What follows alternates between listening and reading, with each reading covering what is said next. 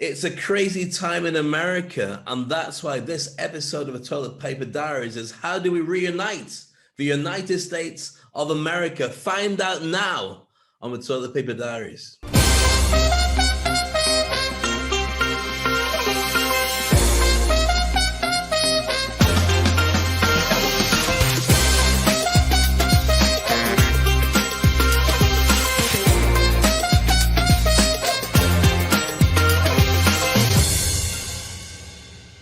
Episode 78.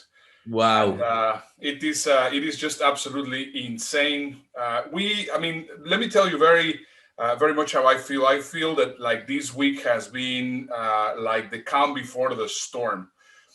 We went through a very tumultuous time throughout the election, and suddenly this week was somehow quieter. But the undercurrents of what was happening underneath, it's actually very scary. I'll tell you what it feels like. I wouldn't say it's a calm before the storm. I'd say it's like during First World War when they're fighting each other in the trenches and they took breaks at Christmas, played football in no man's land, and then went back to the battles again afterwards. It's like the gap where everyone's punched themselves out. They've got nothing left. They're just going, right, let's regroup. No, let's just chill for a while. We'll go back later. It's that kind of feeling. But the rest of the world is going, thank God that's over. Wow, can we get back to business now? But as you know, and I know, it's not over yet. Absolutely, it is not over. Well, I think it is so weird. I mean, in the mainstream media, or as they call the MSM, everybody's talking about Biden defeating Trump 306 against 232. They did the recount. They had all the legal issues, and still Trump has not conceded. And this is just something which is really weird because, I mean, it is a tradition for on a transition of power that they are going to be conceding, and they're going to say, well, okay, I'm going to work with you. John McCain did it, and Hillary Clinton did it, and everybody has done it. I just called Governor Clinton over in Little Rock and offered my congratulations. He did run a strong campaign. I wish him well in the White House, and I want the country to know that our entire administration will work closely with his team to ensure the smooth transition of power. It was a privilege and a gift to spend 2 years traveling this country, coming to know so many of you. I wish that I could just wrap you up in my arms and embrace each and every one of you individually all across this nation. I thank you from the bottom of my heart. I have just called President Obama to congratulate him on his victory. His supporters and his campaign also deserve congratulations. I wish all of them well, but particularly the President, the First Lady, and their daughters. This is a time of great challenges for America, and I pray that the President will be successful in guiding our nation. And right now, this is the first time in centuries that this hasn't happened, and this is somehow scary, I think. Well, it is, and it's leading to a lot of different things, because I felt that once we found out who'd won, and let's face it, if Trump had won, for many people, it wasn't the answer that they wanted, but they would have just strapped in tight to deal with it. What you've got now is a situation where Trump and his supporters are claiming foul on what's been reported by Trump's own Secret Service to be the best policed and the safest ever elections ever. So Russian interference, Ukrainian interference, none of that. It was all stopped. This is the American people voting for who they wanted to be. And it was very close. 70 million people are unhappy. 75 million are happier. But still, it's not enough for everybody to be able to come back together and go, you know what, maybe we can deal with this. But there's another 70 million that are not very happy, they're not happy. And we could do a couple of different things to break up what people's thoughts are. It's very easy to turn around and say right wing versus left wing, but it's not. That's a spin that's been put on. Trump lost a lot of white voters to Biden. Biden lost a lot of blacks and Hispanics to Trump. Work that out. Trump gained a lot of women and lost a lot of women. So, and Trump got as many people voting for him as he did last year, 4 years ago, even maybe more, but Biden got more than anybody in history. So what you've got is an extra group of people coming to join the game, and they all bring their own sensibilities and choices. So where does that leave us? That leaves them in the current situation where if you get somebody not conceding when you're playing by Queensberry rules, you end up with it having to go to some kind of adjudication. And that's ultimately, I believe, why Trump wanted to make sure that the judiciary was stacked in his favor. Now, the rest of the world was already turning around saying, right, Biden, we'll just make friends with Biden. Let's get the world back together again. But that's not Trump's objectives. Trump really seems to want, and this is my opinion from only my observations, but it seems to be that Trump wants the battle to continue because if you delegitimize the entire system that you were in charge of, then you can make this spin for another 4 years. Yeah, I mean, it is, and I think this is what many people are actually saying. I mean, that possibly he's going to once and for all accept he's going to get into his new news outlet, which right now, this is another thing which is incredibly interesting to see. Right now, we have CNN and MSNBC and all the mainstream media, and then we had Fox.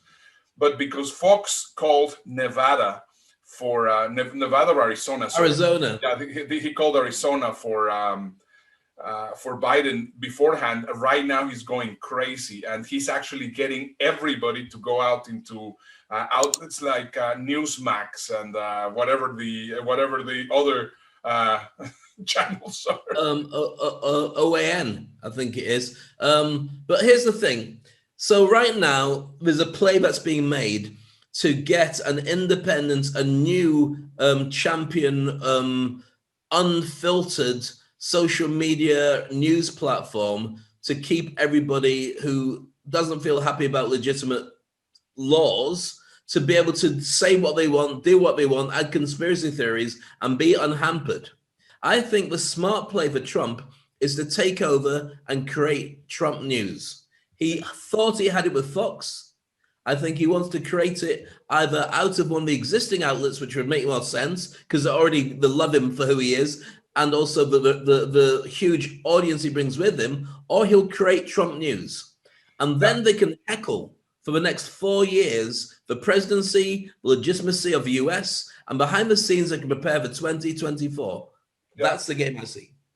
Exactly, and I think there's also, I mean, as you know, I'm very strong in connecting dots and predicting trends and what's going to happen. And once again, if you go back in history, you're going to see it on what happened in 1918, which is very weird because it's almost exactly 100 years ago with the Weimar Republic. And this is just something which is very strong into what is happening right now. So right now they are going into a crazy frenzy of a stolen election, and right now there's no concession.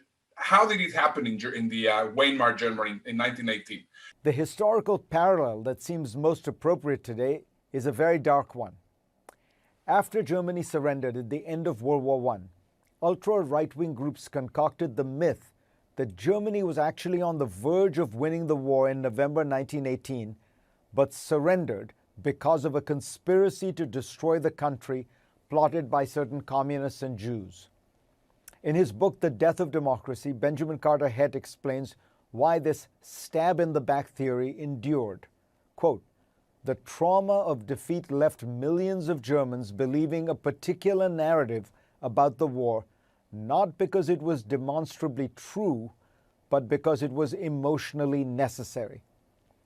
Hitler often raised the topic during his rise to power. In a 1922 speech, he said, "We must call to account the November criminals of 1918. It cannot be that 2 million Germans should have fallen in vain, and afterwards one should sit down as friends at the same table with traitors. No, we do not pardon. We demand vengeance. Today, Newt Gingrich says this about Biden.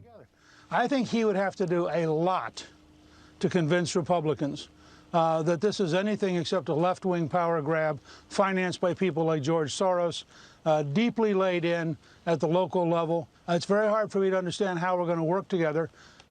President Trump retweeted this incendiary video of the actor Jon Voight. This is now our greatest fight since the Civil War. The battle of righteousness versus Satan. Yes, Satan. Because these leftists are evil. Let us fight this fight as if it is our last fight on earth. The historian Timothy Snyder points to the danger of such rhetoric. If you've been stabbed in the back, then everything is permitted. Claiming that a fair election was foul is preparation for an election that is foul. If you convince your voters that the other side has cheated, you are promising them that you yourself will cheat next time. Having bent the rules, you will then have to break them. Can I just say one thing as a caveat for everybody who's watching this and freaking out saying that we're saying Trump is Hitler? We're not saying that at all. I'm not saying that Trump is anything like Hitler with extreme views of Hitler or the nasty piece of crap that Hitler was. All we're saying is there is a rule book for going down this route. And the playbook is quite plain. You start calling the news media fake.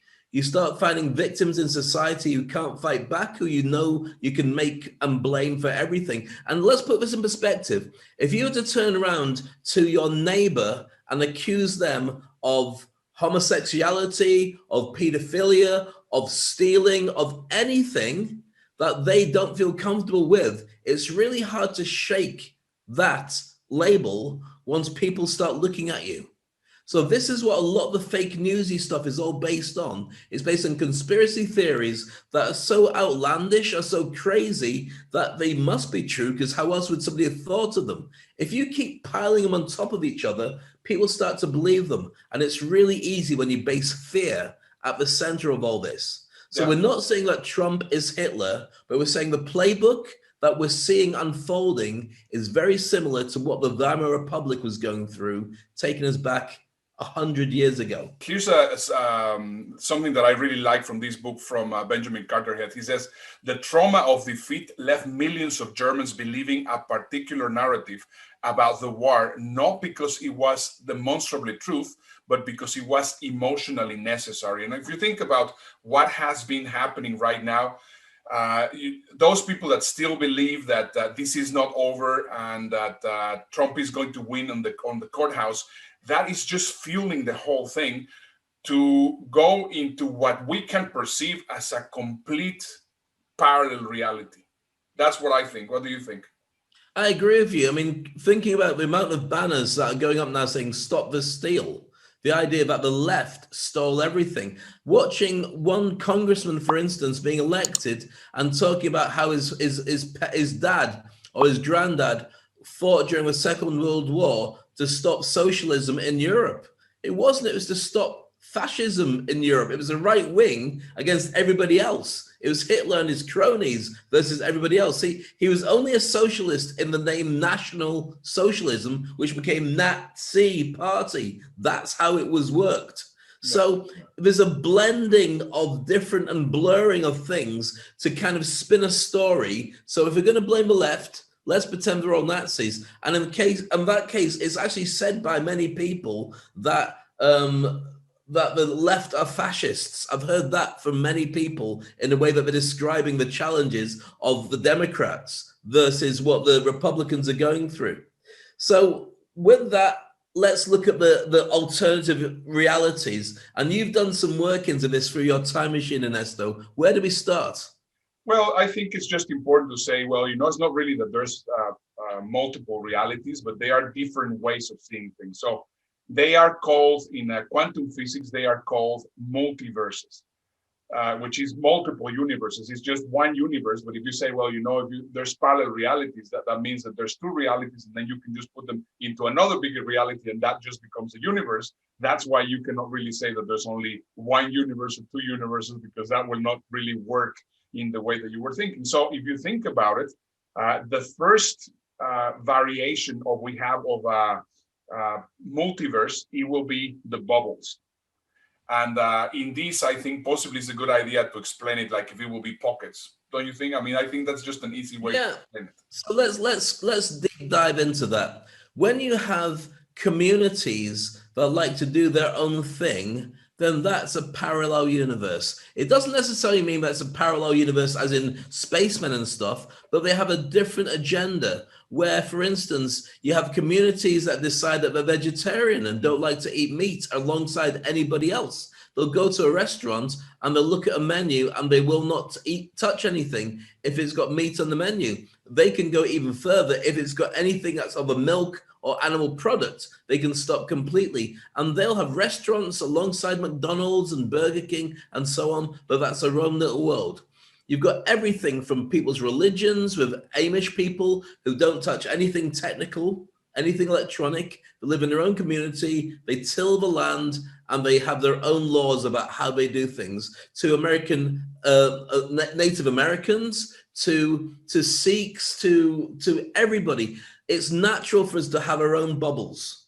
Correct. There's bubbles built in. Yeah, we have a short video with an explanation of how that works. Have a look. In physics, the word multiverse normally refers to one of three distinct and largely unrelated proposed physical models for the universe, none of which has been tested or confirmed by experiment, by the way. The three multiverse models are Type 1, bubble universes or baby black hole universes. This is the most straightforward kind of multiverse. The basic idea is that perhaps there are other parts of the universe which are so far away that we will never see them, or are inside black holes, so similarly we will never see them. This kind of model was created as an attempt to explain why our universe is so good at making stars and galaxies and black holes and life. As the argument goes, if each of these separate mutually unseeable bubbles in the universe had slightly different laws of physics, then by definition we could only exist in one that had the right physical laws to allow us to exist. Like, we have to live in a universe where the Earth could form, because if the Earth couldn't form, then we couldn't be here. So there we go, we've got bubbles. So effectively what we're saying is Republicans are in one bubble, Democrats are in another bubble, Trump might be in his own bubble, but the point is that they see the world through their own set of lenses, their own filters, and anything that's up is down in their eyes if the other people think it's up. So Ernesto, with that in mind, that's bubbles. What other parallel universes could we examine? Well, the other one would be to think of dimensions and membranes. And I think this is just a very important one. So, I mean, there's several dimensions. Right now we see there's 2 dimensions. Like if you're looking at the newspaper, I mean, if you see the newspaper, you have one newspaper that if you open it, it has several pieces of paper, several sheets, which each represents one topic. One could be about sports. The other one's going to be about the news. The other one's going to be about what's happening in town, whatever it is. And all these things are just put together in front of each other, and they have several dimensions.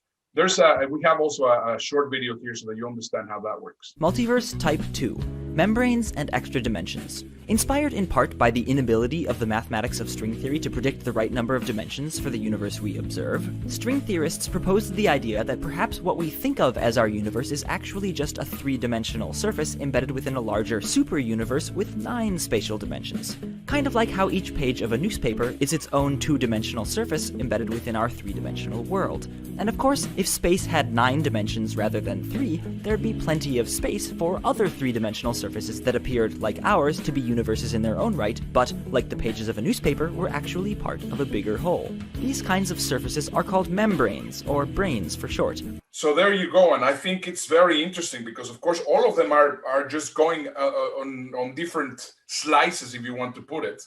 But I think the one that is incredibly accurate, because it's a little bit like if it will be getting into different rabbit holes, which is a word that we keep on hearing from the Matrix, and what we keep on hearing that everybody goes into a rabbit hole, is the quantum physics version of it. So possibly, Dave, you can tell them a little bit about it.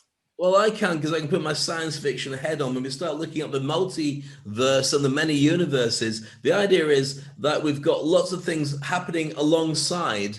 And when you put stuff into your perspective, you make one particular universe come to life. So, for instance, if you look at Groundhog Day, one of my favorite movies of all time with Bill Murray, he has different experiences of the world going through again, again, and again, as if it was playing the same experience. Then you got a movie, one of the original ones I saw a long time ago with Gwyneth Paltrow, I believe, in Sliding Doors. And the whole movie was based on the idea that she was running for a train and she missed it.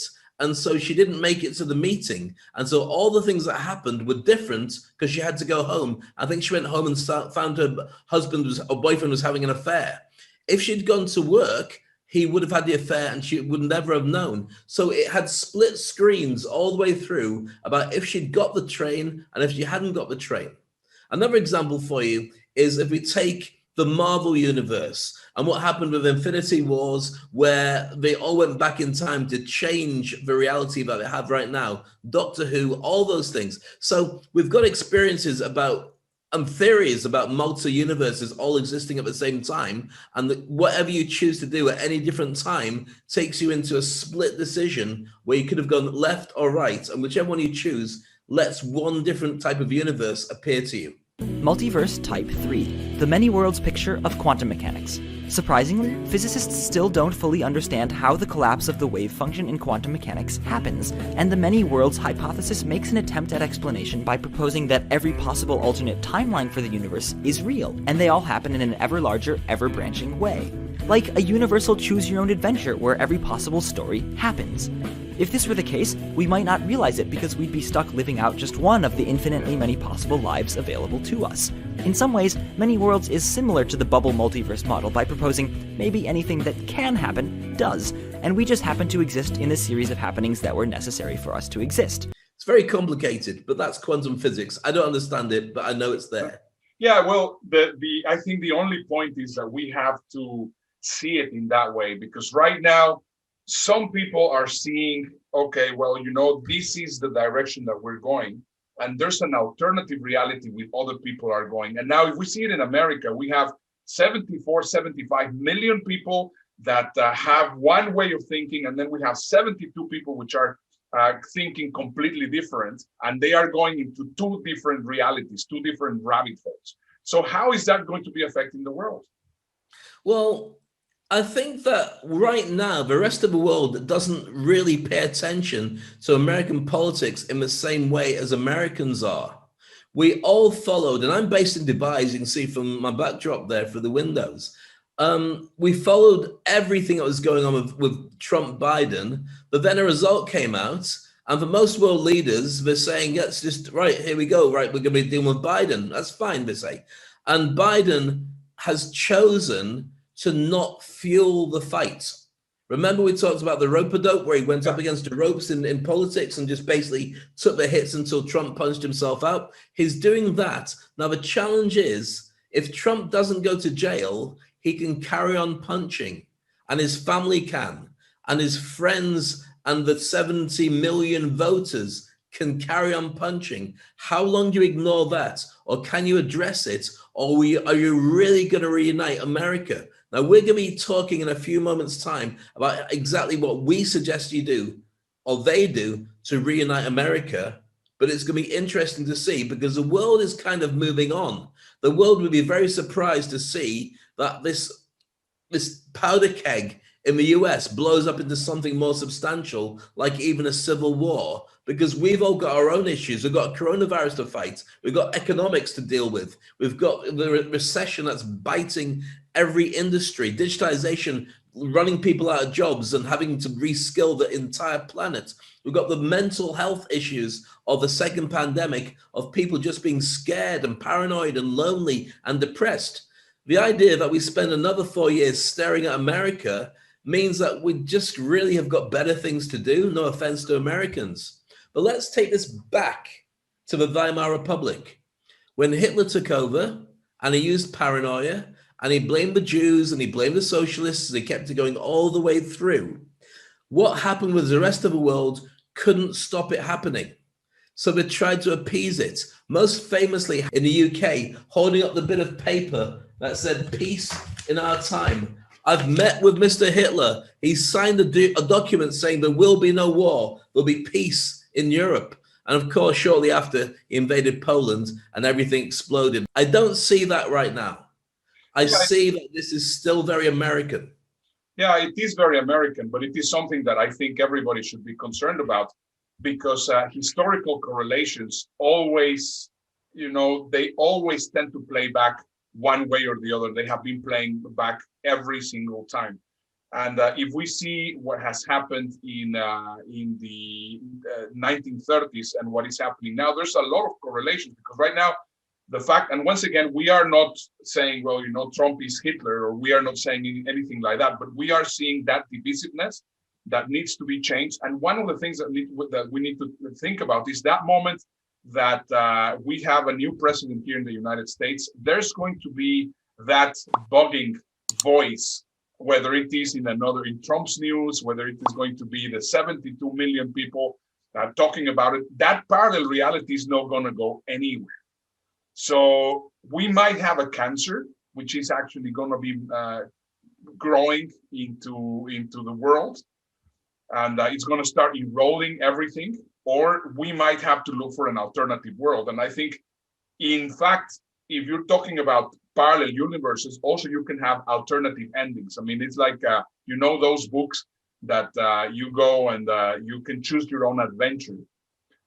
And I love them. I used to love playing like Dungeons and Dragons, but you can choose A, B, C, or D, and a different page to turn to depending on what you chose.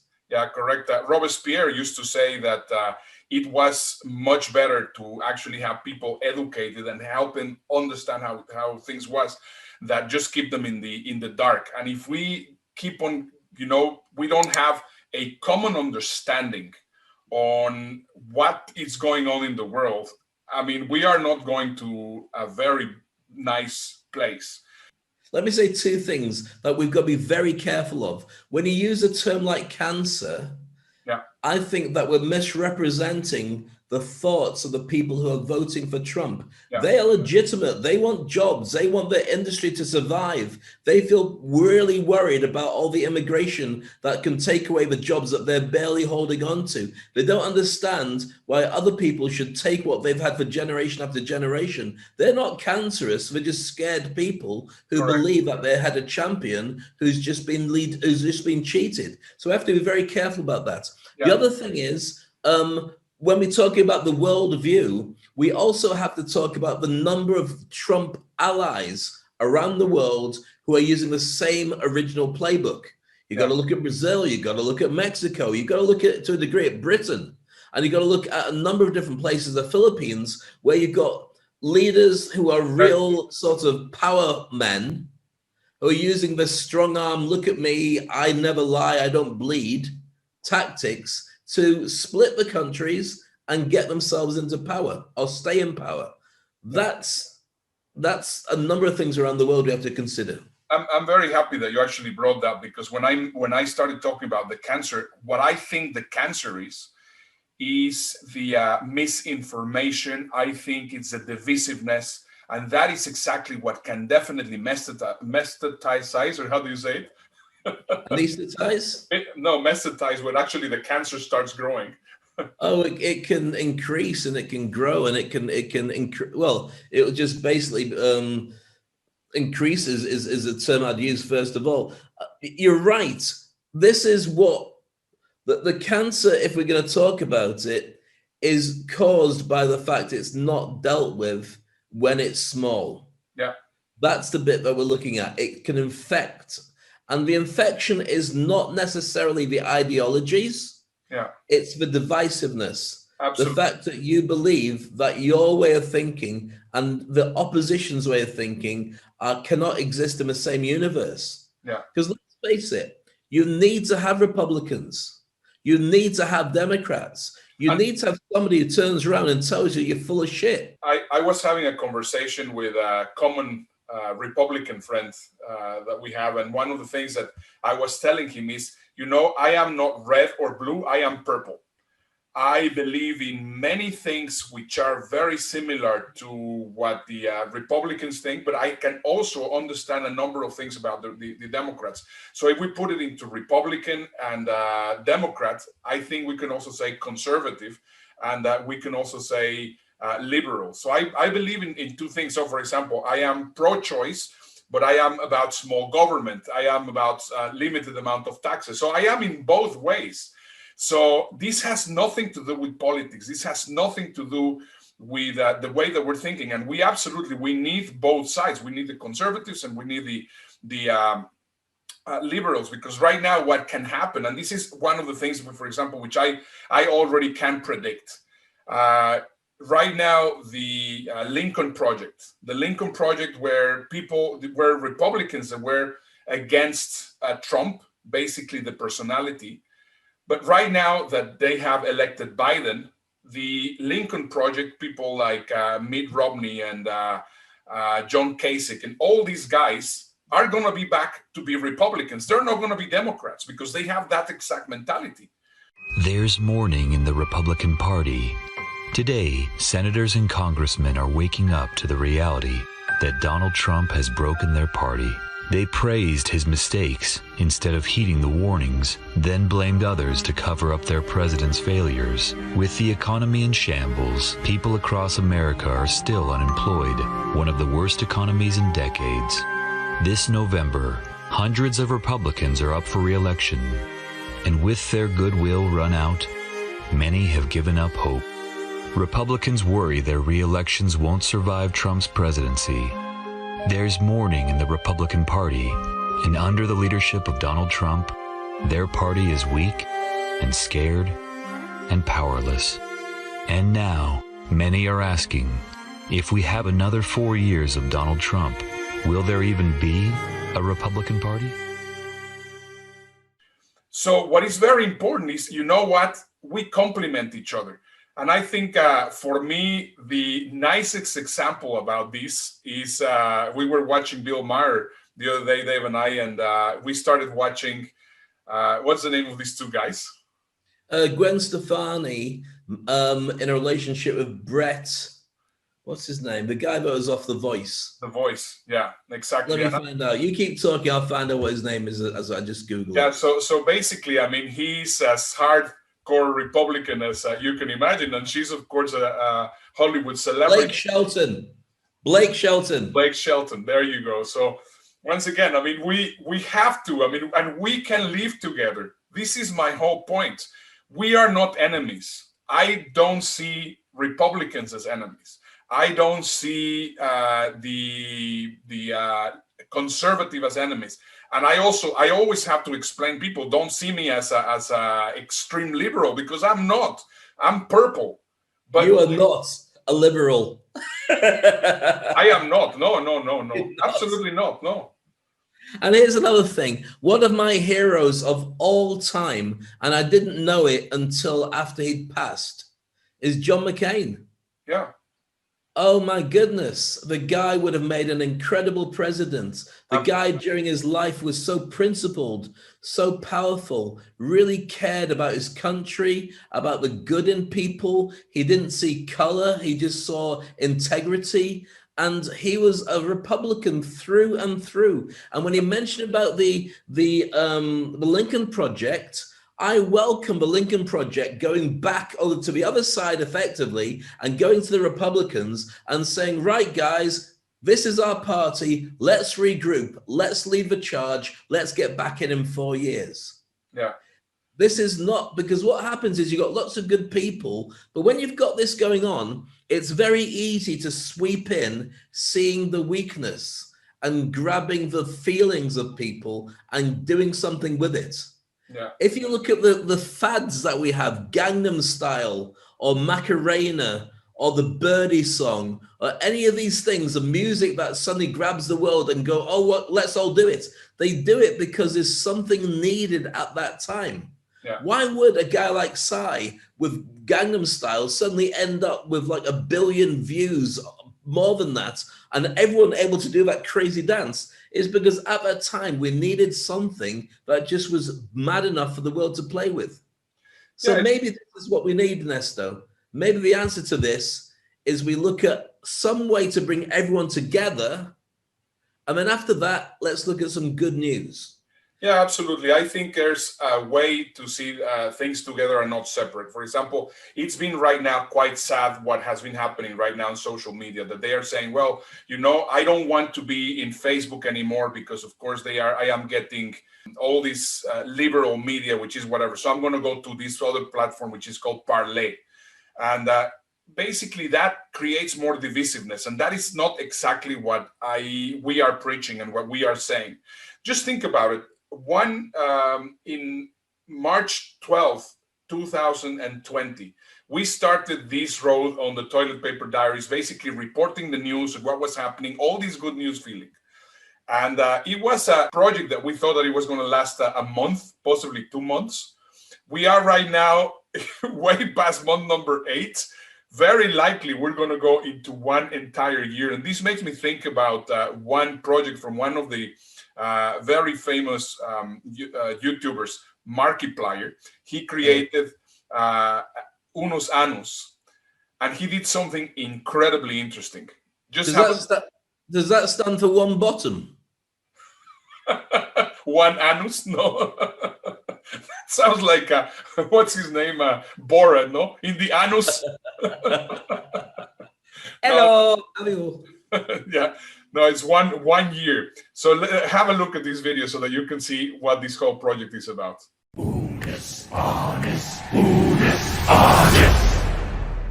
We live our lives taking each second for granted. But what would you do if you knew how much time you had left? Unus Annus. 1 year. This channel, much like all of you, has a limited amount of time. And every day we march ever closer to this channel's inevitable doom. That means we'll be uploading every single day until the clock strikes 0.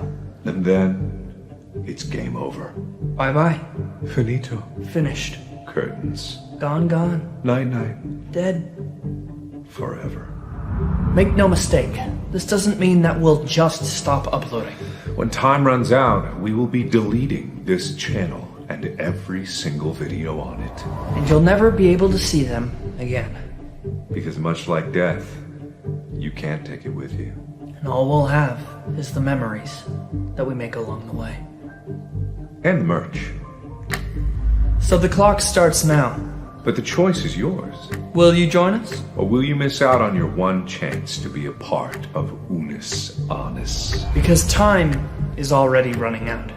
The train is already moving. So subscribe now, because death is coming. Ask not for whom the bell tolls. Ring the bell for thyself to know. For there are no second chances. And if you miss out, all you'll be left with is regret. Memento mori. We'll see you tomorrow. Unus Annus.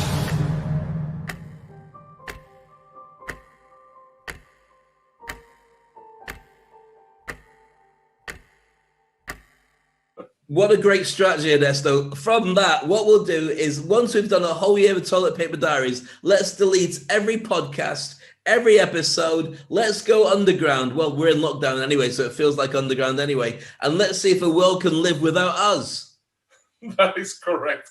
Well, you know what's going to happen? Nobody's going to give a shit. Nobody will know. Exactly. But the funny thing is this has really catapulted these guys tremendously. But in reality, what I think is very interesting is if we put this whole year into perspective, that we have been basically reporting the news, how the whole thing has been changing. It's just absolutely insane. So we are right now in a place where we started united, because at the very beginning we were, you know what, let's just cook bread and let's just be nice with each other. And now suddenly it's like complete revolution. So the important thing is, how can we bring each other together? And that's exactly what this show was supposed to be about.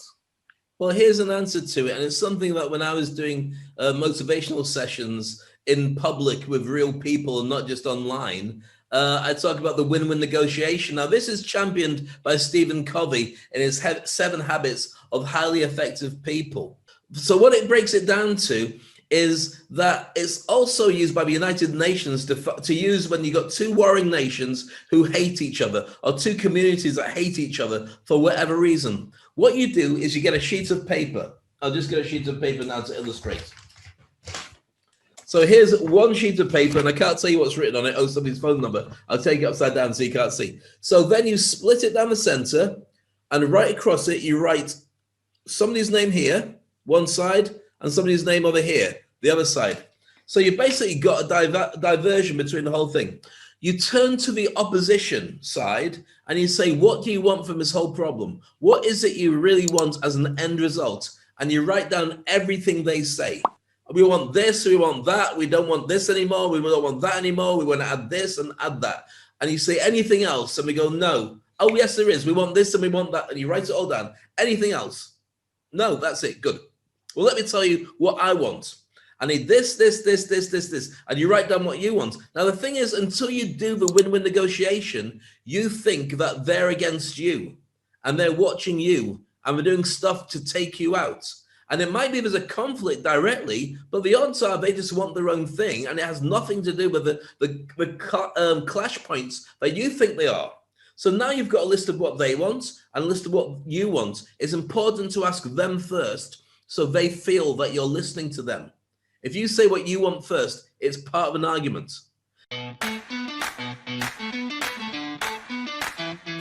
And I said to him, would you mind meeting with me to see if we can resolve this? Because if we go to court, it's going to cost us hundreds of thousands, us and you know that. And let's meet without lawyers. So we met together, me and this gentleman. And I sat down and I said, help me to understand how you see the situation. Let's try to resolve this. If we can't, that's fine. We'll go to court. He goes, oh, okay, I'll give it a try.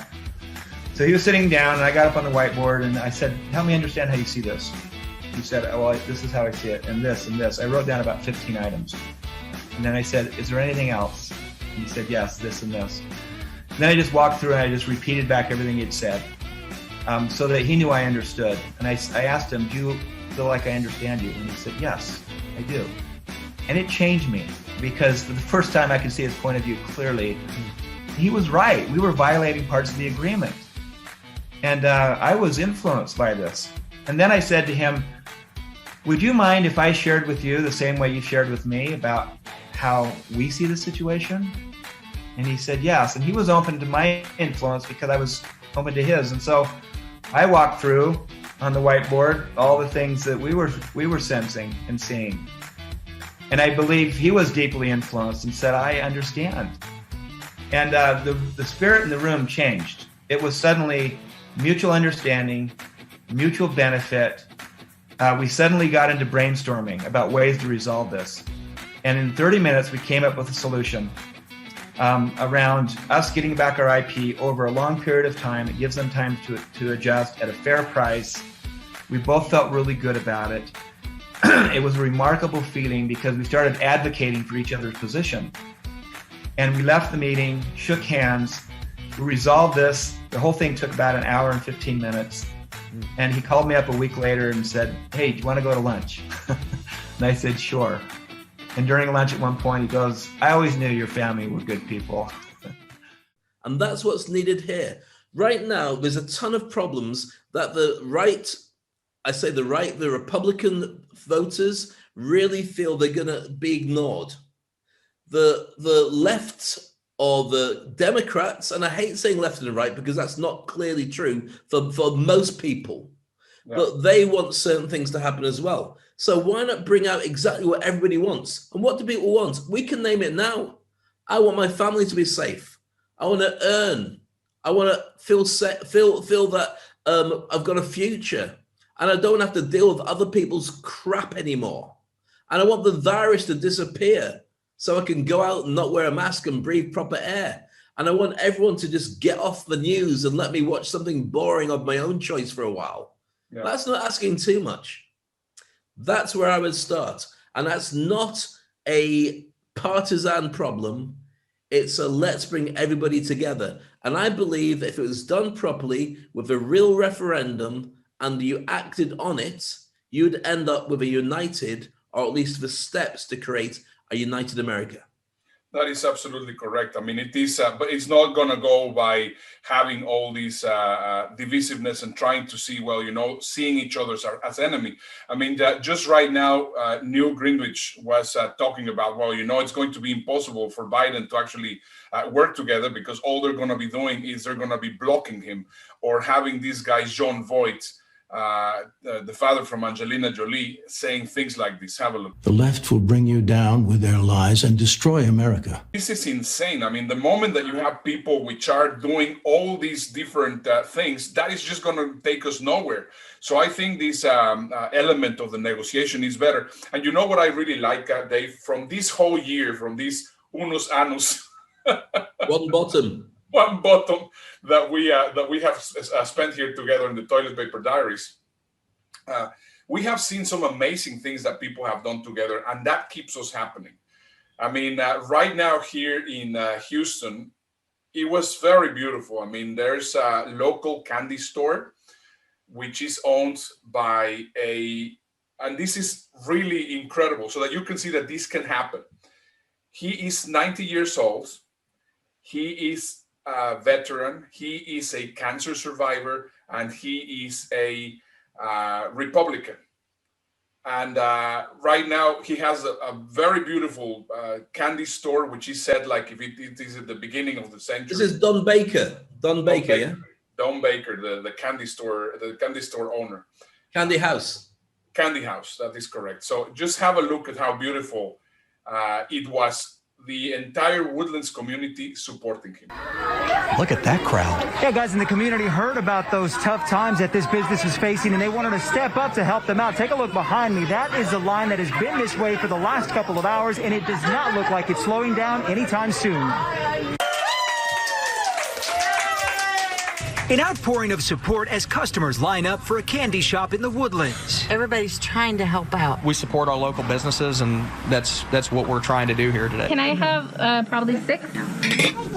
In a shopping center along Glenlock Drive, the Candy House has been here for over 20 years, but as of late, business has been a little off, with the pandemic only making things tougher for the owner, 89-year-old Don Baker, a veteran and cancer survivor. Some days great, some days slow. That's the way it works with a little store like this. After a recent conversation with a customer about how things have been, that customer took to social media asking for the community's help. That post has since gone viral, shared thousands of times. I don't think there's any other word to describe it besides pure joy. We saw this, we were like, we need to come, we need to support local. There's even been a GoFundMe page set up that's already raised thousands of dollars. It just brings tears to your eyes. It makes everyone so proud to live in a community that will come out and support someone. It's great. I never planned this in my life. Baker says the amazing show of support will certainly go a long way, making the community's effort to help him a sweet success. I'm overwhelmed. I can't say anymore. I'm overwhelmed. That's a beautiful story. And the Woodlands community, I can see in the backdrop through your window, that's all the people waving at us, millions of people who all contributed to Don Baker and the Candy House. Of course, we had a similar story in the UK with Captain Tom Moore, who walked around his yard and raised, what was it, £55 million for the NHS, the health service in the UK. Another wonderful story. You see, the thing is, Ernesto, there's some beautiful stories. If you can get people to come to the table and share love and share goodness, you'll realize that on both sides, there are good people. Absolutely. You have the basics there that they want everyone to be successful. Absolutely. It doesn't have to be at the expense. Yeah, there has no, I mean, we all have the same things. As you were saying, we all want the same things. I mean, one of the things, for example, that for me was also very touching, and also it's a very important thing for my wife, is the fact that right now so many people here in the US, because of the lockdown, have been adopting foster dogs. And we all want that. I mean, we're all human beings. And it is beautiful to see how people are cooperating in a very nice way. So are there nice things? Absolutely. We just need to go for those nice things instead of actually focusing on the divisiveness. And you've got to look at the coronavirus as directly being responsible for making people think differently about stuff. Let's take Crayola, for instance. Now, whenever I used to grow up and I used to crayon and create stuff, when it came to drawing me, I either had to be dark brown or black or orange or some color. There's never a skin color that could cover me. But now Crayola have launched a box of crayons that accurately allow people to do their skin color. Now that might seem like a nothing thing, but trust me, if you're of color, it's effective. Just like the fact that you can get plasters now for brown people. You never had them before. Because if you're white and you've got a plaster on, people might not see that you've hurt yourself. But if you're black, you've got this great big thing across your hand that says, I can't shave properly, or I've done something silly. And so just the pointing things out has made things better already. Yeah, that's awesome. And also, for example, I mean, the first heroes of the pandemic, it doesn't matter in which side of the aisle you were or what your ideology was, everybody was adoring the incredible work that the people in the, for example, in England, the NHS, or for here, all the people that were working in the hospitals, right now that we are peaking again on the second wave or third wave, or I don't even know where we are.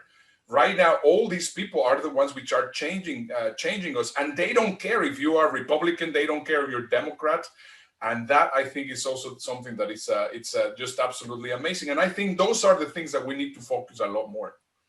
I mean, I've got to look at the whole thing from the big picture, which is if we hadn't had toilet paper running out of stock, or the idea of toilet paper running out of stock, and people talking about using bidets and so on, and if none of that had happened, we wouldn't be talking now on the toilet paper diaries. Take us back 8 months ago, we decided we'd do something. We tried to brainstorm the names. I can't even remember the names that we turned down.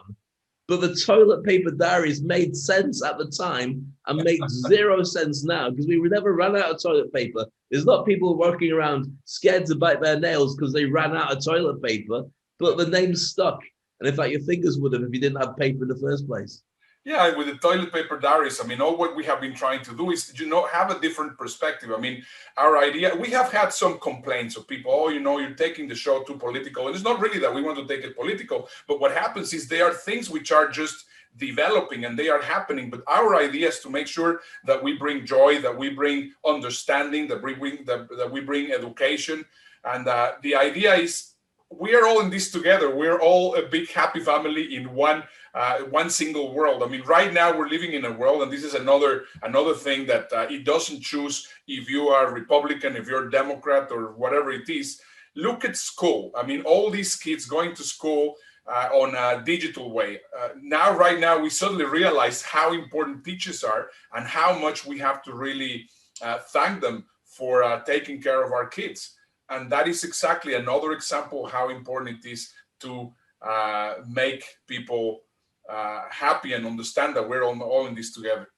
Wouldn't it be interesting to see if after the pandemic and people start making TV and movies again, that we start seeing more movies about teachers, more movies about healthcare workers, and less about cops shooting people as a direct result of a different consciousness taking over. Right now, the idea of a guy with a gun like Bruce Willis running through, or Sylvester Stallone, has been there for forever. Cowboys before that. But it'd be nice to see if a caring world and real stories about people that help each other starts becoming a thing. And talking about that, for me, the biggest joy out of all of this whole experience has been my family. Spending quality time with my gorgeous wife, my beautiful daughter, my dogs, and the ongoing love-hate relationship we have, like the world's funniest soap opera. I was going to say it's like the Cosby Show, but then you've got to look at Bill Cosby. It's not that. It's the Cranes. Let me give you a little glimpse into what happens in the Crane house.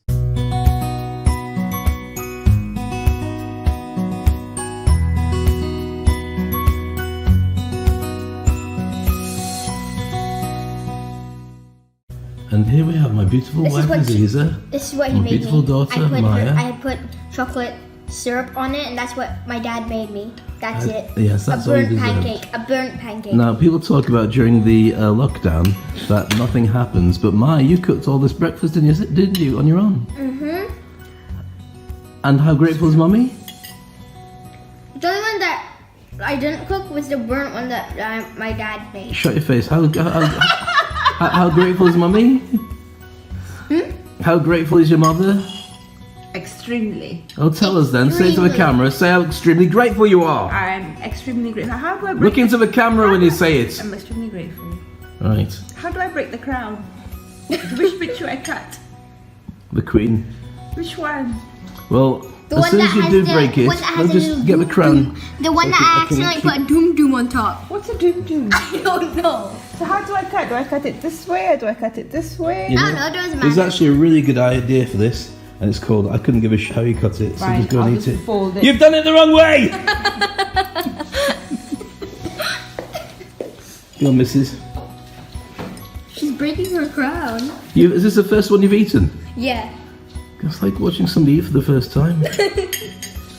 Mmm, yummy. Eat that, Mummy. Mmm. Very good. Sorry I made them really thin because the first one after I decided to make mini pancakes. Mummy chews like a Because camel. there wasn't much left in the packet. And verdict, Mummy, is it nice? So she can do it next time? All the time. Okay, good. Well, we run out of pancake mix. Mai, get in the car, go to the shop and get some more. You get it. Fill out the form first. Alright, love you, bye. You get it. How about you get it? You shut your face, just eat your pancake. Bye. Babe, the strawberry you buy not sweet. Love you, bye. They're not sweet. Doggy? I told you, Snow. they have bruises all over Tell them. them. Try it. No. Try it. No. Open your gob. Give me one. Open your gob. Give me one. Open your gob. Take it. Take the whole thing. You know, that's lovely. That's a lovely clip. I mean, this reminds me of a lot of stuff that happens here. I mean, of course, Maya's a little bit younger. My kids are a little bit pretty much in their little bubbles because, of course, my daughter is into Ariana Grande and BTS and K-pop, and my son Vincent is into his trombone, and my wife John is into the dogs, and I am right now doing all sorts of things. But you know, at the end of the day, every single day we come together at 6:30 in the evening, and we have dinner, and we talked about our own experiences, and we at the end we love each other. So in my eyes, it is perfectly fine to think differently. It is perfectly fine if you don't agree with me. It is perfectly fine if you have conservative thoughts and I might not have the same conservative thoughts. We can all agree to disagree. What we cannot tolerate is absolutely the divisiveness and the destruction of the world because of a lack of understanding. And this is I agree with you. I think ultimately the antidote to all this is exactly as you say, thinking about ourselves as a global family with lots of disagreements, lots of challenges, but at the end of the day, we spend all the time on the same planet. So when it comes to it, let's just stop the fighting. We can go back to fight again later, but see it as an argument. Don't see it as the end of time. And that's how we bring together America. That's how we reunite the world. And that's how you and I can turn around and say, maybe it's time we stop making the toilet paper diaries. Until then, you and I are going to have our hands full. Yeah. And people can keep watching. Yeah. Dave, once again, it's been a great honor doing this beautiful episode with you. I love it. You know what? If the world sorts itself out, let's just keep doing the show anyway, because we've got to find something out there that we can talk about. Yeah. Hope you enjoyed the show. Look after yourself. Catch you soon on the Toilet Paper Diaries.